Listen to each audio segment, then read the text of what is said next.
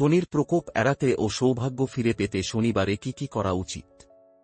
হিন্দু ধর্ম অনুসারে শনিবার শনিদেবতার দিন বলে মনে করা হয়। হিন্দু পুরাণ অনুযায়ী শনির রোষ জীবন ছারখার করে দিতে পারে। কর্মফলদাতা, ন্যায়দাতা শনিদেবকে লোকাচার অনুযায়ী রাগী, দণ্ডদাতা রূপে বর্ণনা করা হয়েছে, কিন্তু বাস্তব এটাই যে শনির না আছে কোনো মিত্র, না আছে কোনো শত্রু, উনি মানুষের কর্মর উপর কর্মের ফল প্রদান করেন। জ্যোতিষশাস্ত্রে বিশ্বাসীদের মতো কর্মফলের দেবতা শনিকে রুষ্ট করলে জীবনে আসতে পারে বড় বিপদ।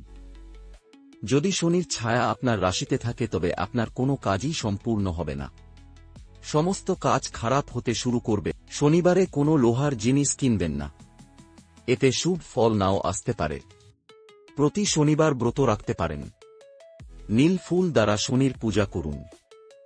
শাস্ত্র অনুযায়ী এমনটা বিশ্বাস করা হয় যে প্রতি শনিবার যদি হনুমান চল্লিশা পাঠ করা হয় তাহলে আমাদের চারপাশে শুভশক্তির প্রভাব একটা বেড়ে যায়, যে মনের জোর বাড়তে শুরু করে।